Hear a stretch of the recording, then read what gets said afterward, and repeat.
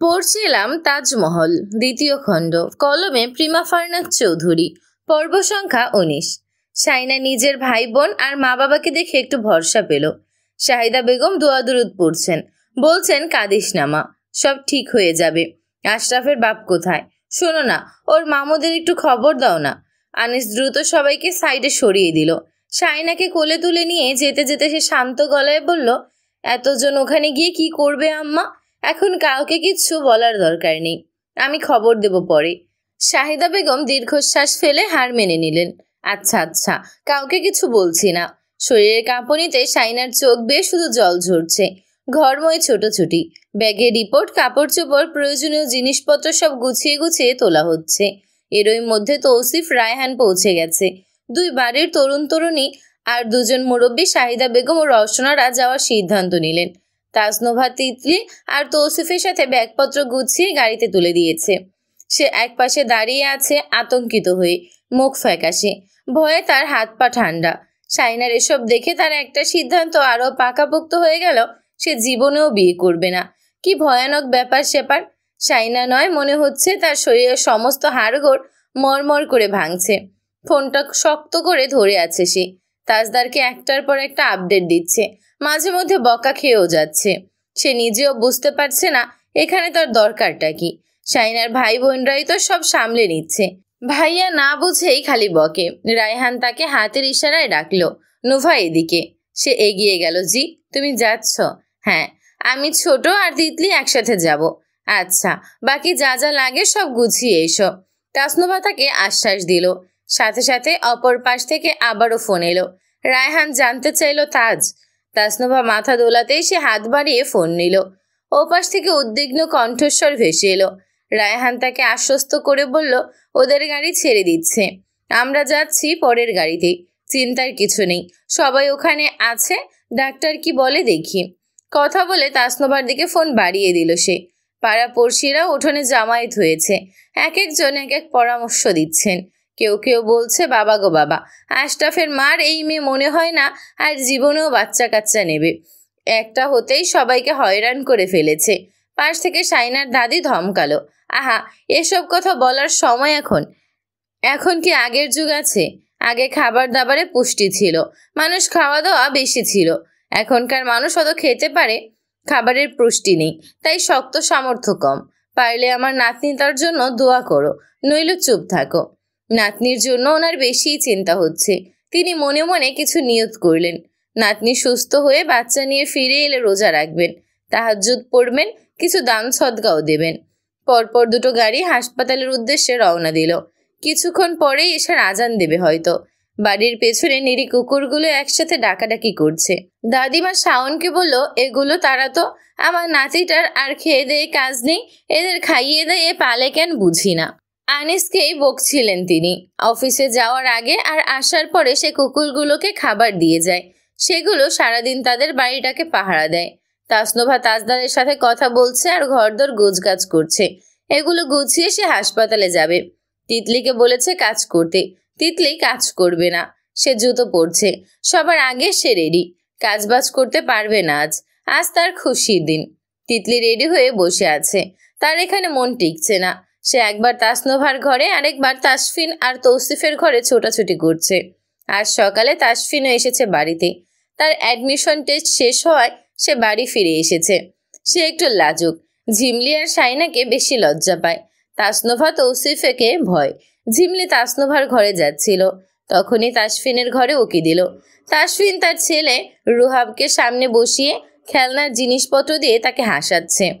ঝিমলি উকি দিয়ে বলল, রুহাব সোনা, চাচ্চুকে পেয়ে দেখছি সবাইকে ভুলে গেছে। তাসফিন ঘাড় ফিরিয়ে তার দিকে তাকালো, হাসলো অল্প করে। রুহাব মায়ের গলা শুনে উকি দিল, হাত বাড়িয়ে লাফাতে লাগলো। ঝিমলি মাথা নেড়ে বলল, না, এখন কোলে আসা যাবে না, চাচ্চুর সাথে খেলুন, আমার কাজ আছে, বাই। তিতলি বোর হচ্ছে সবার ঘরে ছোটাছুটি করতে করতে। তার এখানে আর এক মুহূর্ত থাকতে ইচ্ছে করছে না। সে যাওয়ার আগে যদি বাবু এসে যায় তখন? তার খুব ইচ্ছে সবার আগে সে বাবুকে কোলে নেবে। বাবুটা কার মতো হবে? ভাইয়ার মতো নাকি শাইনার মতো? মেয়ে বাবু হলে হবে ভাইয়ার মতো, ছেলে বাবু হলে হবে শাইনার মতো। যদিও সে আম্মুর মুখ থেকে চুপিসারে শুনে ফেলেছে ছেলে বাবু হবে নাকি মেয়ে বাবু হবে, কিন্তু যদি ডাক্তারের কথা ভুল হয়? তাসনুভারও চিন্তা হচ্ছে, ভাইয়া যদি জানতে পারে সে এখনো হাসপাতালে পৌঁছায়নি তাহলে তাকে বকবে। হাসপাতালে যারা আছে সবাই তা জেনে যাবে, তার খুব অপমানে লাগবে। বাইরে ভীষণ ঠান্ডা, শীত যদিও কিছুদিন পর কমে আসবে, কিন্তু এখন খুব ঠান্ডা পড়েছে। সে ওভারকোট চাপিয়ে তিতলিকে বলল, তিতলি কোথায় তুমি? তিতলি তিরিং বিরিং লাফিয়ে লাফিয়ে এলো। তাসনুভা তাকে দেখে মাথায় হাত দিল। তিতলি মোটা একটা সোয়েটারের ভেতরে পড়ে তার উপর একটা ঢিলেঢালা কুর্তি পরেছে।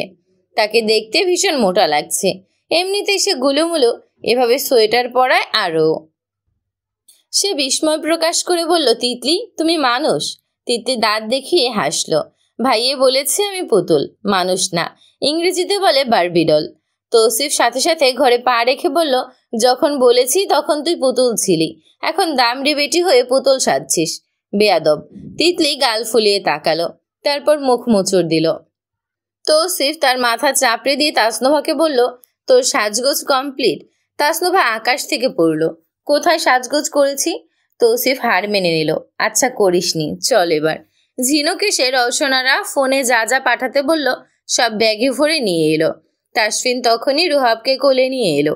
তিতলি তার গালে চটাস করে একটা চুমো বসিয়ে বলল, সোনা বলো তো তোমার বোন আসবে নাকি ভাইয়া আসবে? রুহাব তার চুল ধরে টেনে দিল। তাসনুভা বলল, উচিত কাজ করেছে, তুমি ওকে চুমো দিয়েছো কেন? তিতলি রুহাবকে ধরে আরো জোরে একটা চটাস চটাস করে চুমু খেয়ে বলল, তোমাকে একটা দেব? তাসনুভা গর্জালো। তিতলি তিতলি ফুরুত করে দৌড় দিয়ে বেরিয়ে গেল ঘর থেকে। লন্ডনে এখন গভীর রাত, সম্ভবত মধ্যরাত পার হয়েছে। তাজদার সিদ্দিকী তার পেন্ট হাউসের প্রশস্ত লিভিং রুমে অস্থিরভাবে পায়চারি করছে। হাতে কফির মগের শেষ বিন্দুগুলো কখন শুকিয়ে গেছে সে খেয়ালই করেনি। পরনে সাদা খয়েরি রঙের একটা পোলো টি শার্ট। এই ঠান্ডার মধ্যেও তার হাতের তালুতে ঘাম। সাইনা কথা বলার মতো অবস্থায় নেই। এই চিন্তাটা তার মাথার মধ্যে হাতুড়ি পেটার মতো বাজছে। প্রথমবার বাবা হওয়ার উত্তেজনা যতটা ছিল তার চেয়ে 1000 গুণ বেশি এতক্ষণ উদ্বেগ। এই মুহূর্তে সে সাইনাকে স্পর্শ করে সান্ত্বনা দিতে পারছে না, এটাই তাকে সবচেয়ে বেশি পীড়া দিচ্ছে। সে জানলার কাছের বাইরে জমাট বাঁধা কুয়াশার দিকে তাকালো। এখানে শীতের তীব্রতা অনেক কম, কিন্তু তার মনে এখন যে ঝড় চলছে তার কাছে বাইরের ঠান্ডা কিছুই নয়। সে অনেকক্ষণ চুপচাপ তাকিয়ে রইল কাচের বাইরে। উদ্ভট উদ্ভট চিন্তা ভাবনা আসছে মাথায়। আরেক মগ কফি লাগতো, কিন্তু আলসেমি হচ্ছে। ফোনটা হাতে নিল সে।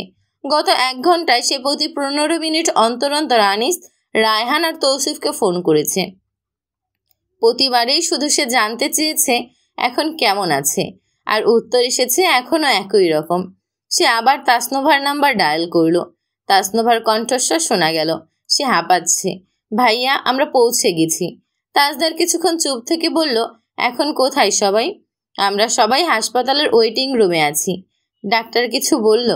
সাইনার শারীরিক অবস্থার জন্য নর্মাল ডেলিভারি সম্ভব হচ্ছে না, আর অপেক্ষা না করে সি সেকশন করিয়ে নেওয়াটাই সেফ হবে মা আর বেবির জন্য, এমনটা বলছেন। তাজদার চোখ বন্ধ করে গভীর শ্বাস নিল। সে বলল, আনিস আর ভাইয়া কোথায়?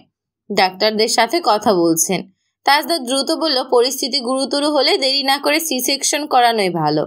ওকে ভালো রাখো, আমি ওদের ফোন দিচ্ছি। হাসপাতালের করিডোরে উৎকণ্ঠা নিয়ে বসে আছে সবাই।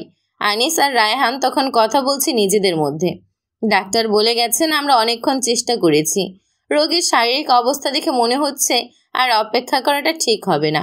এতে মা বাচ্চার ঝুঁকি বেড়ে যাবে। সি সেকশনের সিদ্ধান্ত নেওয়াই নিরাপদ। তাজদার আনিসের কাছে ফোন করে রায়হানের উদ্দেশ্যেও বলল, হোক C section, safety first. C সেকশনের জন্য দ্রুত প্রস্তুতি শুরু হলো। সাইনাকে অপারেশন থিয়েটারে নিয়ে যাওয়া হলো। বাইরে অপেক্ষায় প্রহর দীর্ঘ থেকে দীর্ঘতর হচ্ছে। শাহিদা বেগম আর রওশনারা নীরবে পাশাপাশি বসে রইলেন। তিতলি ঝিমোচ্ছে। রওশনারা তাকে ধরে রেখেছে বুকের সাথে।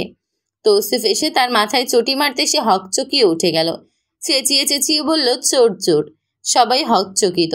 তিতলি গোল গোল চোখ করে তৌসিফের দিকেই চেয়ে রইল। তৌসিফ কি বলবে খুঁজে পেল না। কোমরে হাত রেখে তিতলির দিকে হতাশ দৃষ্টিতে চেয়ে রইল। তিতলি রওশনার ওড়নার নিচে মুখ লুকালো। সেখান থেকে উকি দিয়ে তৌসিফকে দেখতে লাগলো। তৌসিফ বলল, আল্লাহ বাঁচাইছে তোকে, ভাগ্যে সেটা হাসপাতাল। অপারেশন থিয়েটারের বাইরে করিডোরে নিয়ন আলোতেও সবার মুখগুলো ফ্যাকাশে আর চিন্তাক্লিষ্ট দেখাচ্ছে। ঘড়ির কাঁটা প্রতিবার ঘোরার সঙ্গে সঙ্গে সবার হৃদস্পন্দন বাড়ছে। শাহিদা বেগম আর রওশনারা নীরবে পাশাপাশি বসে আছেন এখনো। শাহিদা বেগমের চোখ বন্ধ, ঠোঁট নাড়ছে ফিসফিস করে, সম্ভবত দোয়া পড়ছেন। ঝিমোনো থেকে জেগে ওঠা তিতলি এখন রওশনারার ওড়নার নিচে লুকিয়ে চোখ গোল গোল করে দরজার দিকে তাকিয়ে আছে। তার চোর মন্তব্যের জন্য সে এখনো তৌসিফের সামনে যেতে সাহস পাচ্ছে না। আনিস শান্ত হয়ে বসলো এক জায়গায়। তাসনোভা এক পাশে দাঁড়িয়ে, এখনো তাজদারের সঙ্গে লাইনে আছে।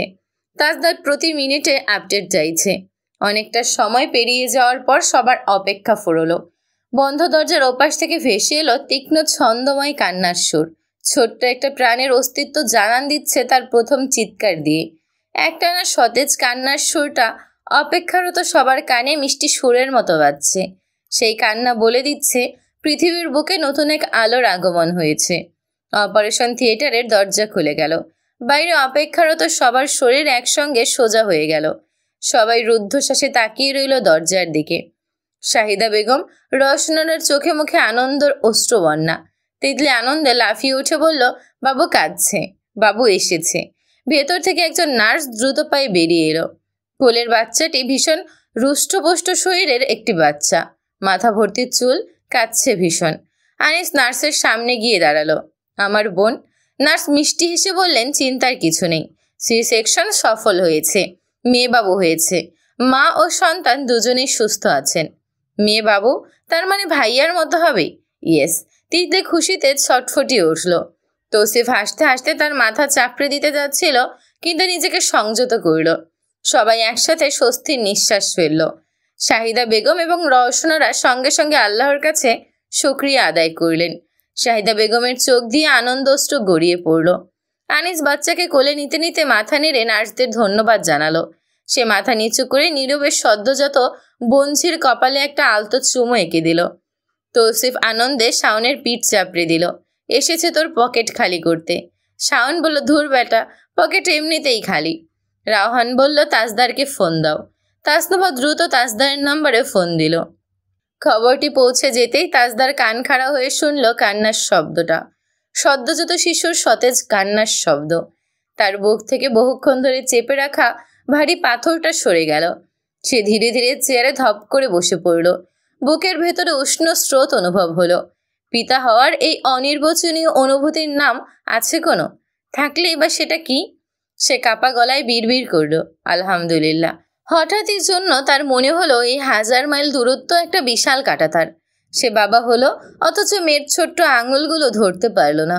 নতুন জীবনের আগমন তাকে পৃথিবীর সবচেয়ে সুখী আবার একই সাথে সবচেয়ে নিঃসঙ্গ মানুষেও পরিণত করেছে। এত খুশির একটা খবর, এত আনন্দ চারপাশে, কিন্তু তবুও কিছু একটা নেই। তাসনোভা বেবিকে কোলে নিতে এগিয়ে গেল। একটু বিরক্ত হয়ে গলার স্বর নামিয়ে বলল, আনিস ভাই, বাবুকে এভাবে আদর করবেন না। It's getting to unhygienic. Please maintain a little distance. Kids are super sensitive. Anis তার দিকে চোখ তুলে তাকালো। কপাল কুঁচকে ফেলে বলল, বুঝিনি, কি বললে? তাসনোভা মুখটা গোজ করে তৌসিফের দিকে তাকালো, কিন্তু তৌসিফ হাসি মুখে মাথা নেড়ে বুঝিয়ে দিল এই ক্ষেত্রে সে আনিস ভাইয়েরই পক্ষে, তার হয়ে ওকালতি করতে পারবে না। রায়হান এবার এগিয়ে এসে বলল, আনিস, এবার আমাদের একটু সুযোগ দাও, সবাই একটু দেখুক। আনিস আলতো হাতে তার বঞ্জিকে রওশনারের দিকে বাড়িয়ে দিল। শাহিদা বেগম আর রওশনারা দুজনেই পরম মমতায় নতুন প্রাণটির দিকে তাকিয়ে রইলেন। কিছুক্ষণ পর সবাই একসাথে হেসে বলে উঠল, এই বলে বাপকা বিটি, বাপের চেহারা পেলে মেয়েরা ভাগ্যবতী হয়। তাসনোভা খুশি হয়ে বলল, আমার আর ভাইয়ার ফেস সেম সেম। শাওন তার আনন্দে জল ঢেলে দিয়ে বলল, আম্মা, কপালটা পুরাটাই আব্বা, মেজো ভাই আর মনির মতো। শাহিদা বেগম বললেন, হ্যাঁ তাই তো, ওদের সবার কপাল একই। মা, মামা, নানার কপাল নিয়ে এসেছে। তাসনোভা সাথে সাথে কপাল কুঁচকে ফেলল। তারপর আনিসের দিকে তাকালো। আনিস তখন ফোনে কাউকে খুশির সংবাদটা দিচ্ছে। Stop this comparison thing. হসপিটালে এসব কথা বলার কোনো মানেই হয় না। নাক চোখ নিয়ে এত অ্যানালাইসিস করে কি হবে? সুস্থ আছে এটাই বেশি। তিতলি কোলে নিতে চাইছে। তাসনোভা বলল, তুমি পারবে না। তিতলির কান্না পাচ্ছে। তৌসিফ ঝটপট বেবির ছবি আর ভিডিও তুলল, তারপর সব তাজদারের হোয়াটসঅ্যাপে পাঠিয়ে দিল। তাজদার সিদ্দিকী ল্যাপটপের আলোয় আধো অন্ধকার ঘরে বসে তার সদ্যজাত মেয়ের ছবি আর ভিডিওগুলো বারবার জুম করে দেখছে কৌতূহল নিয়ে। ঠিক বছর 2 আগে যেভাবে তার মায়ের ছবি দেখেছিল, এভাবে একা বসে বসে। বাচ্চার ছোট্ট হাতের আঙুল, ছোট্ট নাক, ছোট্ট ছোট্ট পা আর কপালের ভাঁজে ভাঁজে সে নিজের আর শাইনা মমতাজের অস্তিত্ব খুঁজছে। এই 1000 মাইল দূরত্ব তার কাছে অভিশাপের মতো মনে হচ্ছে এবার।